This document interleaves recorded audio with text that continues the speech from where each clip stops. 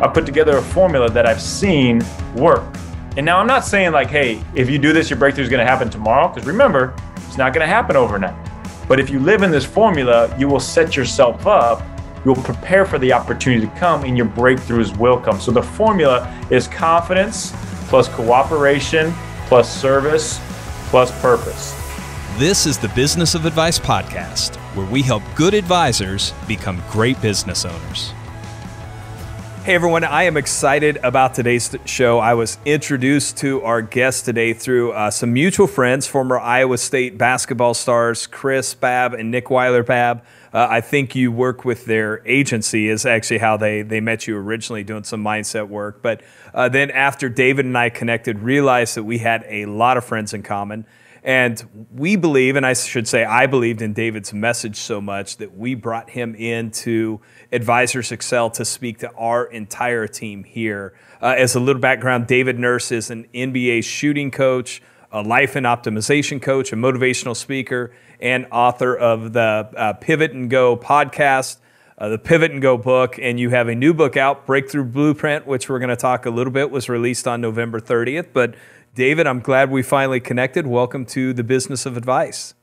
Cody, man, it's an honor to be on here with you. And when you're talking about agents and Chris and Nick, you're officially hired as my agent after that introduction. So thank you. Deal. Well, you're welcome. Let's jump into the first question because I've read a little of your story. I've heard you on a few other podcasts. So semi-pro basketball player, into shooting coach, now author, podcast host, motivational speaker. Maybe just walk everyone through your background to start off, how kind of went from a young kid in Iowa to then I heard big KCK guy. And so my daughter's actually, my son and daughter both played in that gymnasium quite a bit on the weekends. And now NBA coach, author. Just walk us through your story real quick to start off. So that's really cool. So you know that was like the oldest gym ever to still have that kind of terrible floor, not wood floor, which probably took years off my knees. Yep. But yeah, so I grew up in the middle of nowhere cornfields of Iowa, small town, and I just loved basketball. Like literally, I was going to play in the NBA. That was my mission, and I poured everything into it. Now, my parents probably should have said, David, play golf or tennis. You're not very athletic. You're not that tall, but they supported it. So I poured every waking ounce of energy into playing in the NBA, grinding my way to play college basketball. And I'm playing overseas professionally, which sounds really cool. Oh, professional overseas in Europe. But it was actually more like the Will Ferrell semi-pro type of league, if you've seen that movie. Yeah. And I'm playing in Spain, second division Spain, in the Basque region where they don't even speak Spanish. I'm still thinking I'm playing in the NBA. Like I'm doing these 2-a-days, film study, all this personal development, everything. And they're more concerned about where the party's going to be after the game. And I get cut from this team. So think about this. All of your goals, your hopes, your dreams, everything that you poured your whole life into is not just taken away from you, but it's taken away and your face is rubbed in the dirt. So I come back and I'm living on my parents' recliner chair outside of Kansas City in a small town and feeling bad for myself, licking my wounds. And my mom would always say these inspirational and motivational quotes, and usually it was, whatever, mom, in one ear, out the other ear. She said this one that stuck with me. I remember it vividly. I was kicked back in the chair. She was doing dishes. She said, David, when one door closes, 4 open in an entire beachfront patio overlooking the ocean. And I was like, whoa, hold on. I thought it was just one door. Where's this beachfront patio coming in? But it triggered me is everything that I poured into playing in the NBA was not necessarily for myself, but it was all this film study, all this extra stuff to be able to teach and help people who had more God-given abilities, 7-foot height and athleticism to reach their goals. So I was like, all right, now I'm going to coach in the NBA. That was my mission. But I didn't have any connections in there. So my uncle now coaches the Toronto Raptors, but at the time he was not doing that. So I didn't have any connections. So I cold wrote a letter to every NBA GM and didn't get anything back for a month. And then I finally get a call from a month later from the GM of the Clippers at the time, Gary Sachs. And we have just a normal conversation. And he said at the end of it, if you're ever out in LA, look me up, let's grab coffee.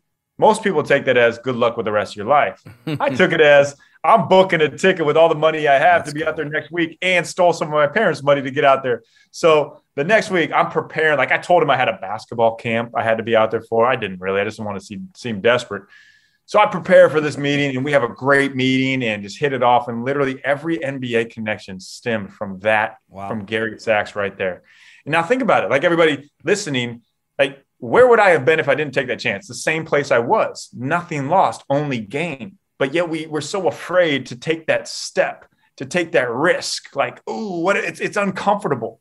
But everything in the NBA came from taking that shot. I lived with Gary when I moved out to LA. He was even in my wedding on my side. Wow. And so now you hear that and you're like, oh, great. So all I got to do is make connections. Yes and no. Like I couldn't just wait for it to happen. I had to go do it, go out there and actually do. So I custom made these basketballs from China, which I don't recommend because the leather is terrible. But they had this white line down the middle so you could see the shooting rotation on it. They sent them out to the Oakland seaport. I hop in my car. I drive 29 hours from Kansas City to Oakland. I put in my car, spend the next 5 to 6 years of my life driving around, doing basketball camps for anybody and their cousins, sleeping in well-lit Walmart parking lots, sleeping on couches of friends who don't even know that I'm their friend. Basically just grinding it out, man. And I loved it, though. I loved those days, just on the journey of just basketball camps. And I wake up 5 years later in Melbourne, Australia, where I'm doing a camp. And I get an email. It says Brooklyn Nets shooting coach. I didn't know anybody with the Nets. I thought it was spam. So I had that little check, going to delete it. I opened it up, and the next week I'm the Brooklyn Nets shooting coach. Wow. So I made it. I made it at 28 years old. But story doesn't end there. We can pick up more on that as telling you about how you continue to make life pivots and breakthroughs. But that's a little background. Well, I think so many great things in there, right?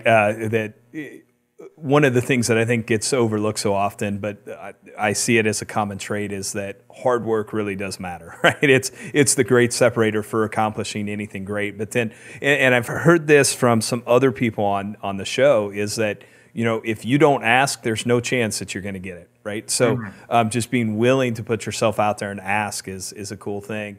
A few things I wanted to talk about. Confidence was one of them. So, you know, we work with what I would say are the best financial advisors in the country, but even they here know, you know, 50% of the time from the prospects that they're meeting with, trying to convert into clients. Very similar, you know, as a shooting coach and working with players, obviously they're not going to make 100% of their shots. What have you found to be the keys to getting kind of over those failures, and how do you keep people focused on just to keep taking the shot? That's a great question. And that is what, at the core, the majority of us struggle from, because we are afraid to fail. We're afraid to shoot and miss. Yep. So let me break it down in two ways. Confidence at the core, and this is where it all starts. This is what I talk about in the book Breakthrough, and the formula. The first step of it is confidence. Now, when you think about confidence, you think about, hey, results, making shots, making sales, getting those yeses. You think about the resume, the success, all of that. That's just the tip of the iceberg. That can just spark confidence. True confidence is understanding about confidence is your self-awareness, understanding who you are instead of the what you are doing. So it's like, think about this. Whenever you meet somebody, what do you say? Hey, what do you do? Hey, what do you do? What do you do? When's the last time someone said, hey, who are you? Like, we're not defined by our business cards. We're not. That's just a title. We are who we are at the core. And a story I like to tell about this is Jeremy Lin, and I'll just tell a quick one. Jeremy Lin's one of my closest friends, and he went through this little insanity time in 2012 where he's taken over the world, like the #1 trending thing in the world. Go look it up if you don't remember. It's crazy. Fascinating. But if Jeremy was being honest with you, he would tell you he would never want to go through that time again, because instead of living in the sense of accomplishment, like we think we do when we get sales, or if we have a great month, like, oh man, I'm going to be content with that. Instead of living in that, because that's results based, he was living in the what ifs. Well, what if I don't keep this up? What will people think of me? What will happen? And it drove him nuts. So one of the biggest breakthroughs in my career is seeing Jeremy understand his self-awareness, understanding that he stands for so much more than just results on the basketball court. We stand for so much more than just results in our business. Yeah, it's a great byproduct, but it doesn't start with that. It has to start with the foundation. And since now he stands for his Taiwanese people, his faith in Jesus, and dude thinks he's a great gourmet chef in the kitchen, which is highly debatable, but it's something he stands for. So that at the core is confidence. And then there's a lot of ways to add on it. I have a 7 steps to unshakable confidence that I do with my NBA players. It's kind of a menu that they go through. Some of them use them all. Some of them take little bits of them, but they're just like they're triggers, they're tools to be able to basically mindset tools. Because it's crazy, and we think about, like physical tools, you can see the results. Yep. Right? So imagine a basketball player working on their shot, working on their ball handle. You can see physical results. You can see yourself improving, but mindset, people don't see it. They don't realize how important it is. But it's the same thing. You build muscle memory through mindset. And we have, Cody, 50,000 self-talk thoughts a day. 50,000. On average, they've done a lot of studies, all these people that are way smarter than me, 80% of them are negative. So 40,000 self-talk thoughts negative floating through your brain throughout the day. What? But it's the story that you tell it. And it's being able to use these mindset tools time and time again to build up that muscle memory and the myelin in the brain. It's good. Hey, one of the things, even maybe on this idea of confidence, but one of the things that I see separates the great advisors from, let's say, average ones is the average ones tend to always be looking for this like magic pill, magic solution, where the great ones, they just have this laser focus and understanding of the fundamentals. And I ask this because in your book, you talk about attending a Golden State Warriors practice and how they approach the fundamentals, which was like this just, I don't know, aha moment for you. But will you walk me through that story or walk everyone through that story? Yeah, absolutely. So before the 2015-2016 season, I got the opportunity to spend time with the Golden State Warriors. Steve Kerr is a friend of the coaching staff, and they just come off winning their first NBA championship. So they were like, people knew about it. They're like this new brand of basketball, but they weren't really like the dynasty yet. They were building towards that. So I'm thinking going into these practices as an NBA skills trainer, like I'm going to get all these secret drills. Like Steph Curry's doing this crazy drill, all this kind of cool. I'm like, I'm going to take this back, use it with my players. I'm going to look really good. But what I saw blew me away.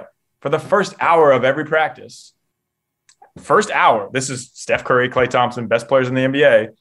They were doing ball handling, form shooting, footwork, the boring basics, the fundamentals. This great team of all flash is focusing on the fundamentals.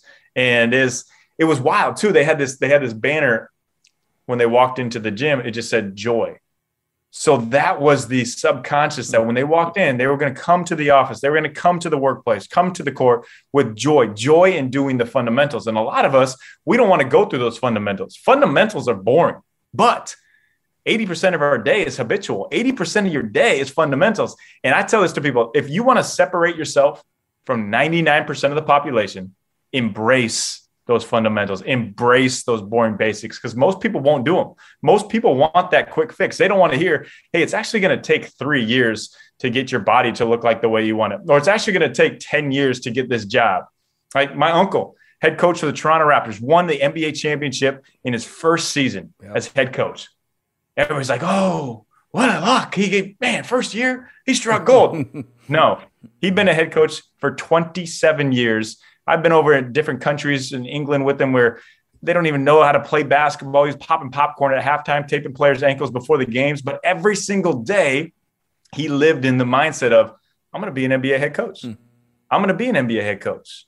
And he wasn't concerned with, I need to be it a year from now. I need to be it 2 years from now. So if you want to separate yourself from everybody else, embrace the fundamentals. Kobe, heard of Kobe? Yeah, a friend of mine trained him with Team USA. I'm sure people might have heard this story. It got really popular. An hour every single workout, he was doing footwork.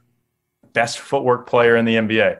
So anyways, fast forward back or just come back to the Golden State Warriors story. Like they're doing these fundamentals. I'm blown away.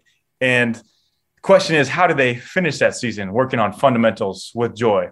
The best record in NBA history. There's I wasn't going to ask you this question, but you said something that triggered a thought. So this summer, and I've shared this with a friend of mine who was on the podcast before. He made the connection, but we took my son on a couple college visits. He's a junior in high school, and we ended up down at Baylor and got a chance to hang out with Coach Drew for about an hour. And he talks a lot at Baylor about a culture of joy. Like that is their theme. With some of the teams and people you've been around, because I wasn't going to ask you a question about culture, but when you bring it up, it just kind of triggered that.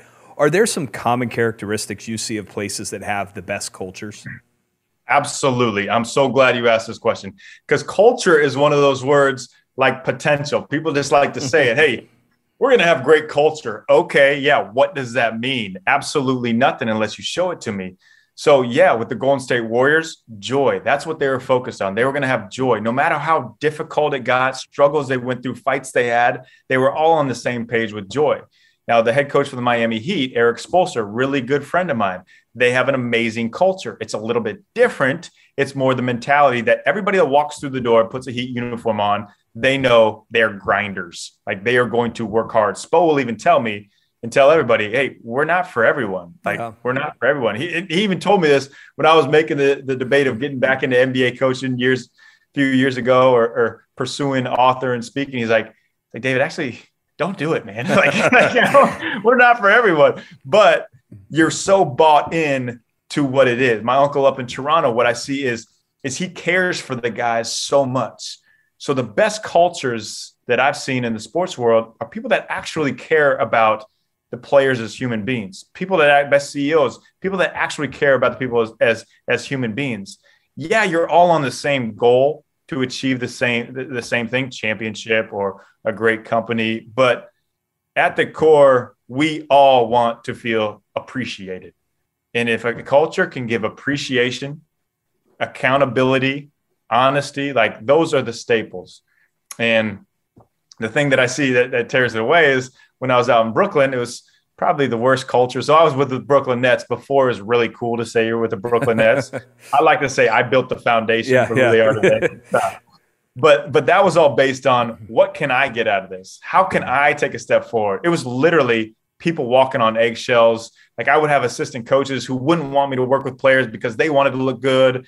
And it's just it's a toxic environment when you think about self. And so, and it's a hard thing for us as human nature to think, okay, well, how do I gain? But you won't gain individually. There's no way you can grow to where you want to go by yourself.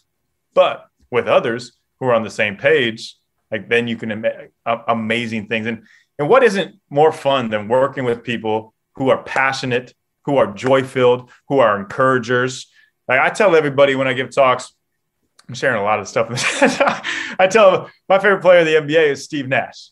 Steve Nash. Now, I thought I was going to be him. He was my role model growing up. Like, same height. He's not that athletic. I mean, I'm better looking, obviously, but he had a better career. So he led the NBA in high fives given. 239 high fives per game. 239.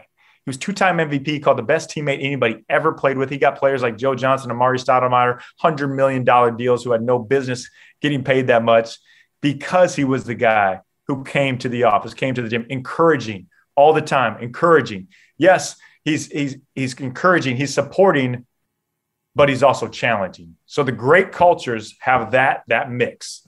They're leaders, and everybody, they will support and they will also challenge, with all on the same mentality of where they're growing. Support and challenge, growing to the peak.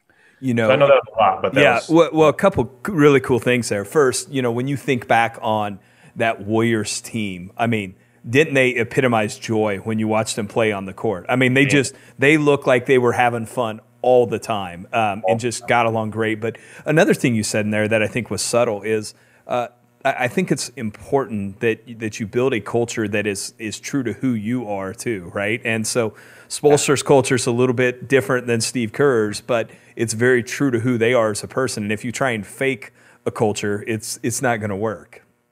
Wow, phenomenal point. And that's why the Spurs, so everybody wanted to copy the Spurs culture, or in football, the Patriots culture. And it was cool to say, and they hired everybody from the Spurs, but like, they're different people. Unless you have the mix of Popovich and those guys together, R.C. Buford, it's not going to be the same. So that's a great point. Like, we're all what I call smoothies of everybody else. The people you're around, everybody's heard it say the five people, you're the sum of the five people, but really we are. The people we're around, we take little pieces of them, little pieces of them. Like for myself, I'm taking little pieces of Ed Milet and John Gordon. I'm throwing them into this smoothie and I'm putting my own little spices and granola on top. So yeah, we take what we learn from other places, but you have to be true to yourself. Yeah, that's great. You'll never succeed. Let's talk about leadership a little. Maybe I'll go back to your Brooklyn example, right? So you come in there, you're in a position where you're leading and coaching guys that obviously have enormous talent, probably some egos to match within that group. I don't remember who exactly all was there at that time, but how do you go about getting people to buy into what you're trying to coach them to? And the reason I ask this, a lot of our advisors now have expanded to where their organization is not just them. They have a lot of other advisors who are working for them also.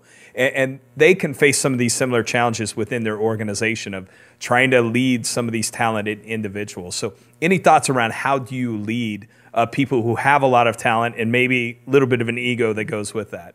Absolutely, man. And there's a cliche saying, and I don't really like cliche sayings, but this one's cliche for a reason. People don't care how much you know until they know how much you care. It's so true.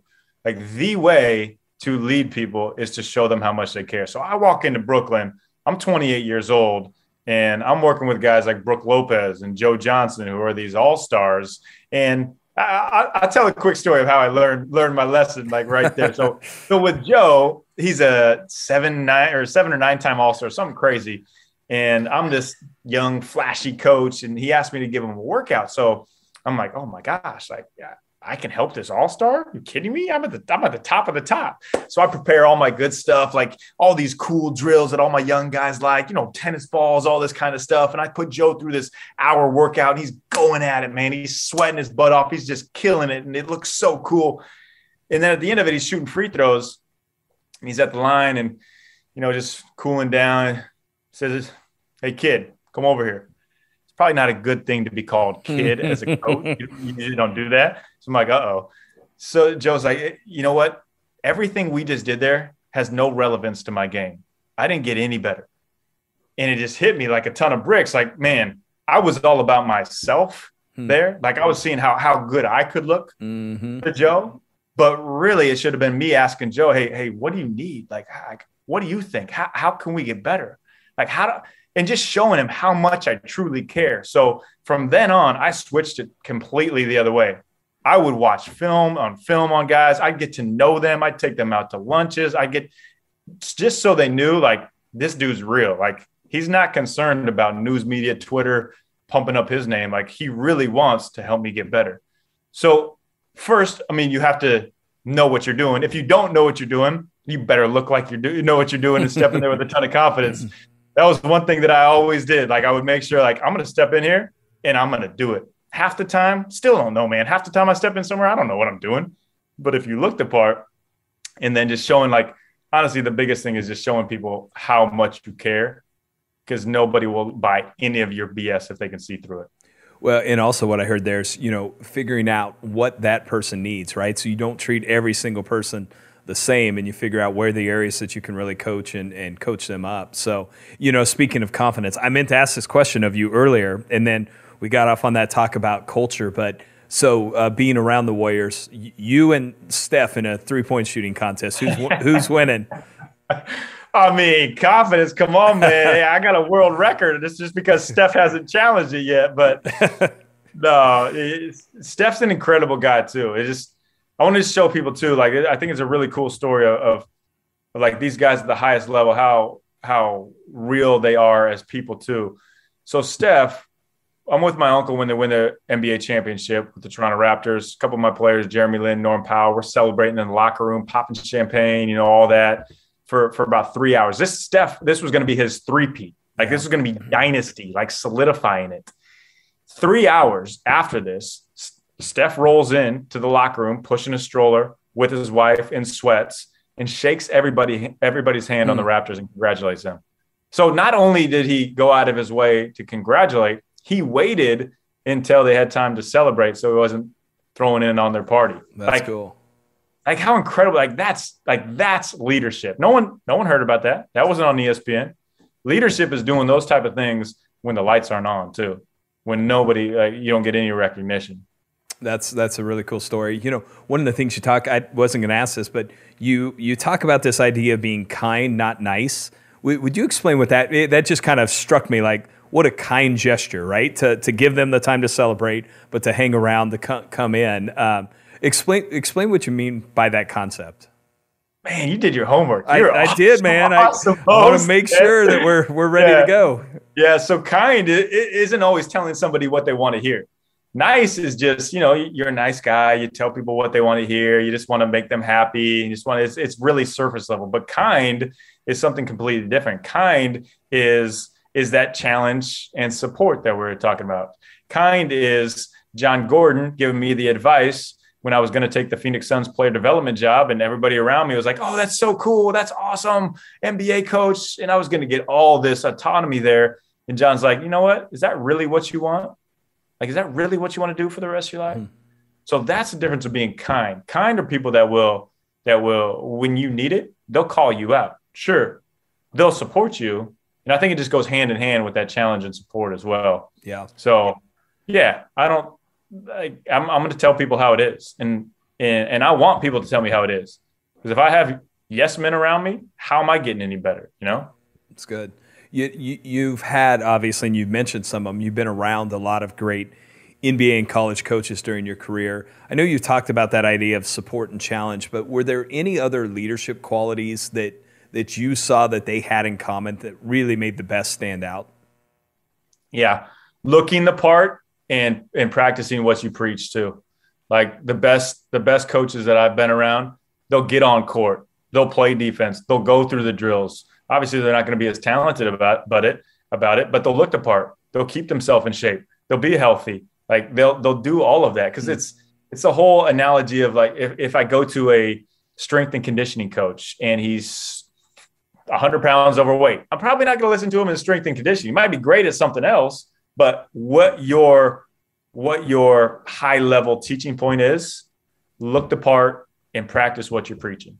That's good. Our mutual friend Ben Newman, I had him on a couple episodes ago, and he was talking about Nick Saban, and he said it's fascinating to go to their practice because Saban's, I don't know if he probably approaching 70 years old. I don't know how old he is now, but he said he literally sprints in between every drill. He'll blow the whistle and take off sprinting to the next thing, and he just sets this tone for this is how we're going to practice, right? We're going to practice fast, and we're going to get a lot of work in. And he's like, it's pretty fascinating to see this guy out there just, putting out all this effort after he's had all this success. So great example of, playing the part and looking the part.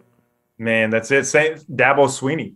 So when I was with John and Erwin McManus, we went down to Clemson not too long ago, spent time with Dabo and the team. And Dabo's just this high energy, just totally in the moment guy. He gave us 45 minutes for breakfast in the morning before they had this just massive game coming up. And he was so interested in what I was doing, asking me so many questions. Like he was curious. So that's another point. I think the best leaders are curious. People will say, hey, the best leaders have to listen, be a great listener. Yeah, but listening isn't just saying nothing. It's like being a podcast host, what you're doing right now. Like you're listening to what I'm saying, but you're asking probing questions to get deeper. Yeah. And those people that you're around that you walk away from the meeting, you're like, dude, I want to be that guy. Like that's how I felt with Dabo. That's cool. Yeah, we had Dabo speak a few years ago, and he was incredible at one of our events. Yeah, even backstage, same thing, right? Just all about you, trying to learn everything he could about you. So he was incredible.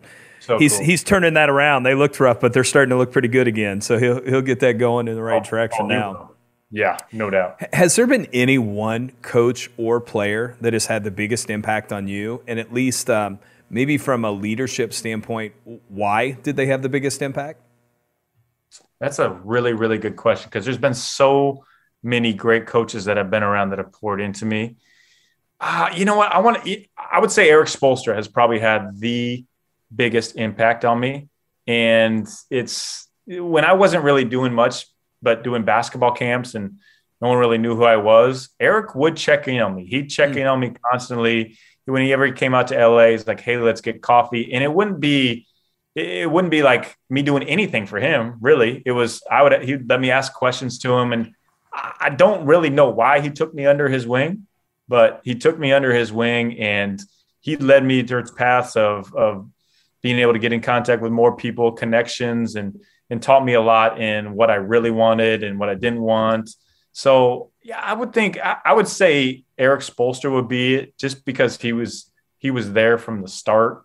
And even when I couldn't give him anything, like a lot of people will want something from somebody else, but those type of coaches, those type of leaders, they don't want anything. They just want to help. And he was that That's cool. To the T. We won't tell your uncle your answer. We'll hide that from him. My uncle's an obvious answer. My uncle's too obvious, man. He's given me so much. He's been my role model since day one. So I had to go a different direction. Yeah, I like it. Yeah, you mentioned in good cover there. So you mentioned connection when you talked about Spoelstra. And one of the things I think, even as I read both your books, is connection is a key thing that has got you to where you're at, right? You're really good at making those connections.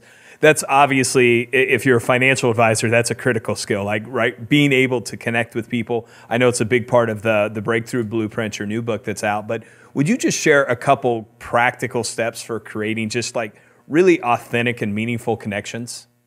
Totally. And in the book, I have a connection calculator where you literally funnel in connections. So I'll give you a few. I'll give you more than a couple. Okay. Connections, you cannot look at them as like a LinkedIn type of thing. Connections are not networking. Networking is a dirty term. Connections have to be about genuine relationships. Now, when you're reaching out to somebody, like, you have to put yourself in their shoes. What can you help them with? They don't care what you're doing. Like, when I'll get people messaging me all the time on social media, and it'll be like, hey, can you tell me how you got to where you're at and give me 30 minutes of your time to pick your brain? I'm like, no, I don't know you. Why would I do that? Like, I don't have that kind of time. But when I have people that'll reach out in a genuine way and be like, hey, chapter 12, pivot and go. This is what's been changing my life. It's been incredible. Thank you so much for writing this book. If there's any way, here's a key, any way that I can serve you, just let me know. I'm more than happy to. So letting them know to serve, like, what are you going to do for them? And what the answer that everybody doesn't want to hear, what's the answer that works every time, is if you pour and pour and pour into somebody without expecting anything in return, eventually it will all come back to you. And it's incredible how it works.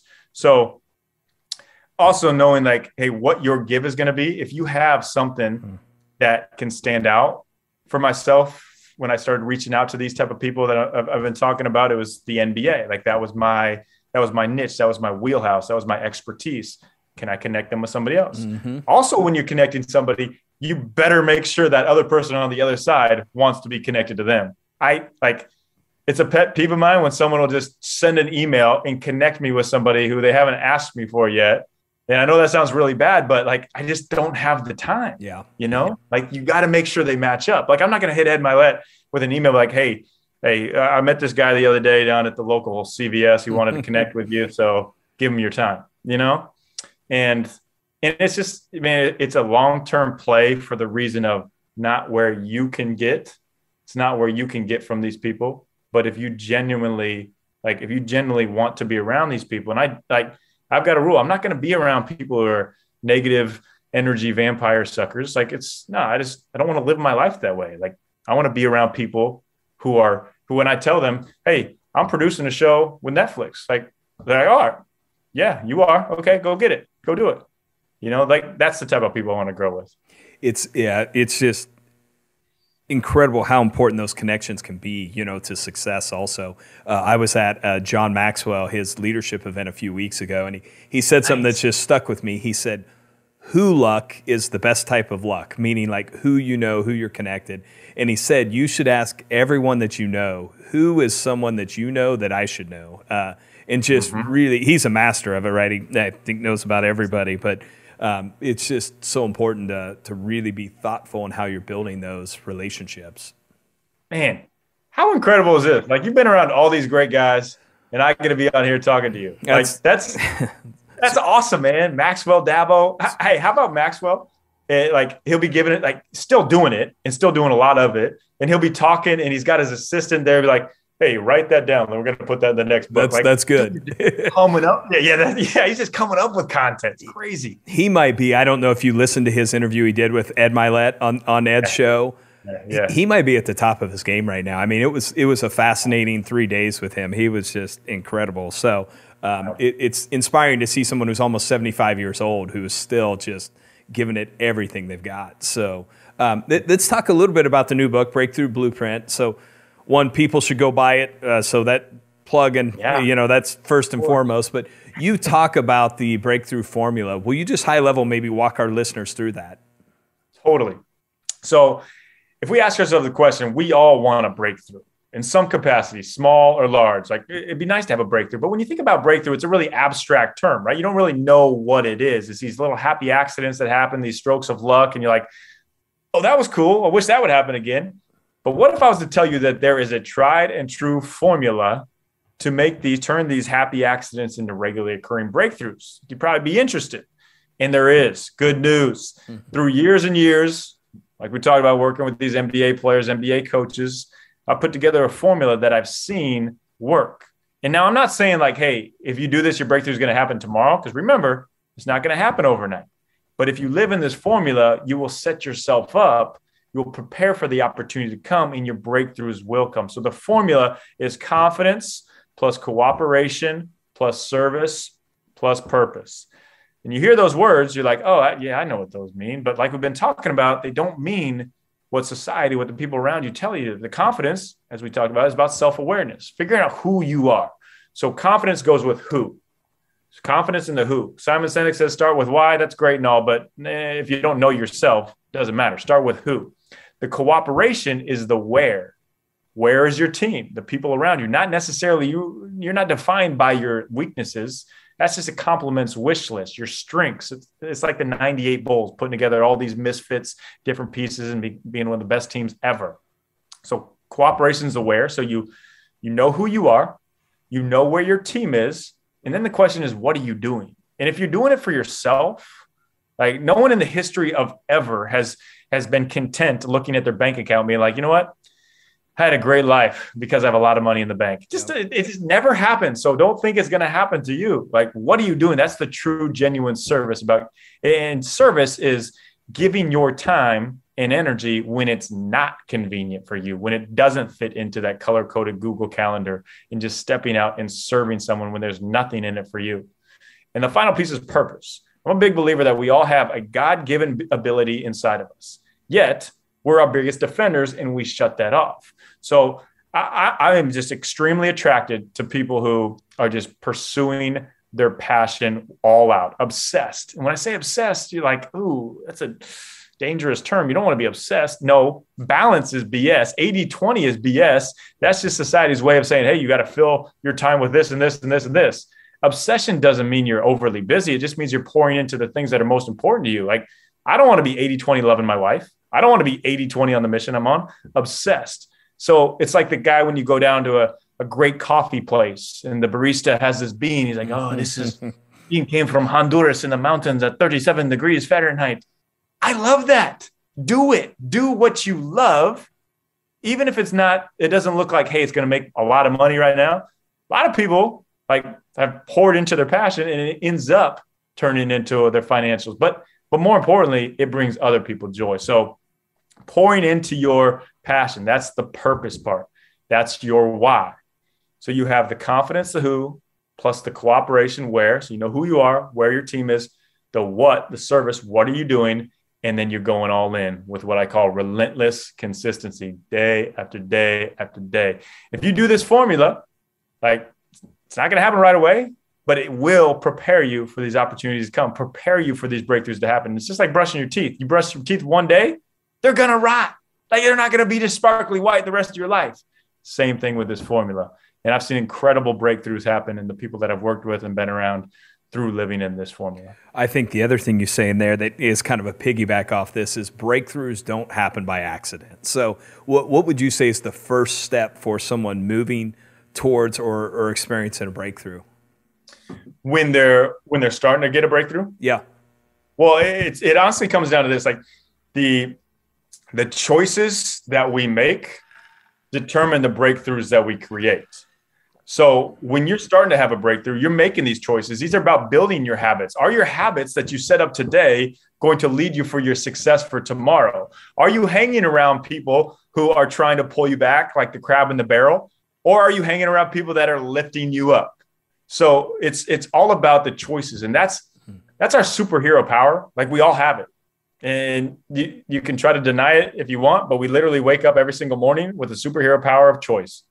And it's how you're going to choose. It's the perspective you're going to have on situations. Is it something painful and difficult? Is that something that's going to bring you down? Or is it something you're going to look at, you know what? I'm blessed for this opportunity because I know I'm going to grow stronger through it. And I get to help somebody else along the way who's going to go through the same thing.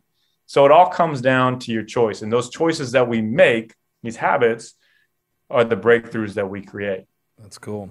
One thing I've noticed too is, when you make good choices, maybe in the moment, sometimes the bad choice is the one that seems more rewarding. But when you make a good choice, like when you get to the end of the day or the end of the week, there's so much energy that comes from making those good choices, right? That in the moment it may have been easier to make the poor choice. I won't even say the bad choice, but it really does build upon itself also. Man, momentum builds momentum. Okay, man. It's wonder of the world. Compounding effect. I know we got to get you out of here quick. Are you good if we hit some quick? I call these lightning round questions. These are the questions, if we have John Maxwell there, I'm going to ask him those. Okay, let's go. These can be quick ones. So what lesson, as we kind of reflect back on this last few years, but what lesson did you learn in 2020 with COVID and everything that happened that you will carry forward for the rest of your career or life? Yeah. Excuses are extremely powerful, and you can make as many of them as you want. There's an excuse for everything. There's an excuse to hold you back. There's an excuse why you can't go out and do it. Excuses are just if you decide them to be. And that's the biggest thing from 2020. And so many people live in it. And you see the people that are flourishing during this time decided, hey, 2020 is just a year. Like these circumstances don't determine who I am or what I'm going to do. Think about it. Think differently. Innovate. Change. But don't make excuses. That's a great one. The people that didn't are the ones that really are flourishing, right? Some of our advisors are having their best year ever in 2020, 2021, even better because of some of the changes and adjustments that they made. So, okay, second question. What was the one thing that you did that took you from good to great in your field? I'll just say it that way. Relentless consistency. That's the term. It's the way that I showed up every single day. I made the decision, I'm going to show up whether it's 6 a.m. on a basketball court and a workout that I don't feel like doing. I'm going to come with joy. I'm going to come with energy. I'm going to come with encouragement. And then I'm going to do it the next day. And I'm going to do it the next day and the next day. So that's the biggest compliment that I can get from somebody like, man, you're just relentlessly consistent. That's cool. What is something that you are doing this year to drive your own personal growth that you're excited about? Stepping out into the producing realm. Like I see it like speaking, I feel like I can reach a lot of people. Books, I can reach even more people. And I love both of those. But TV is the greatest medium for people. Like I want to go in Anthony Bourdain style, Mr. Rogers style, like do something different. So I don't know exactly what that looks like, but I'm in talks with different production companies for the show that I have the idea for. That's cool. But I'm just going to, just jump into different realms where I know I can reach a ton of people. Maybe you can help me with my basketball shot. That would, like, if you fix that, like, it would be all kinds of views, buddy. Okay. Hey, come on, man. I got you. I can definitely help you. Question number 4. What is the one book that you have recommended the most to other entrepreneurs or business owners besides your own? Can't be your own. I wouldn't. So I love all John Gordon's books. I know I've talked about him, but they're really, really good. Energy Bus for a Culture, Training Camp, 2 phenomenal books. But really, there's one, Essentialism. Greg McKeown was a game changer for me. Like literally understanding that I can slow down, that I can focus on what's the most essential instead of just trying to fill my time in this busy work. So, and another one in that same realm, Ruthless Elimination of Hurry, John Mark Comer. Unbelievable book. Those are good ones. Haven't had those yet. Okay, final question. And we're going to end right on time, buddy. So I told you we could do it. What is the best piece of advice that you've ever received? Man, what a great question. The best piece of advice that I've ever received. I don't know who actually told me this or how I came to be with this, but the best piece of advice was when I was, and I still do it too many times and get caught up in it and trying to build this, trying to grow, trying to personal brand, trying all this, book sales. Somebody told me, oh, I do remember, Josh Gagnon is his name. He's an author and pastor. He said, David, if in a door that you're trying to bang down for 100 years, you can keep banging down that door. You can keep trying, you can keep knocking, you can keep going, but God can open that door in one day. Like, so it just showed me like, yeah, keep going. Like he wants you to keep going and keep pursuing it, but don't feel like it's all on you. And it just was a freeing feeling. Like, I'm going to do all that I can. I'm going to do everything that I can. But I know at the end of the day, if God wants to open a door, an incredible door for for Justin Bieber to pick up the book and say it's his favorite book ever, like it's going to happen. Yeah. So that was the greatest piece of advice for a sense of peace for myself too. Yeah, that's great. I love that. That's an awesome way to wrap and end this up. So David, thank you for the time today. First, let me say, everyone should go order your new book, Breakthrough Blueprint. I assume they can find it anywhere great books are sold. Second, subscribe to his podcast, Pivot and Go. So go check it out. You've had so many incredible guests. But outside of those two things that people should do, any other ways that they can connect with you online? Yeah, totally. Social media, really accessible. David Nurse NBA. I do a group coaching called the Breakthrough Squad. That's all on davidnurse.com.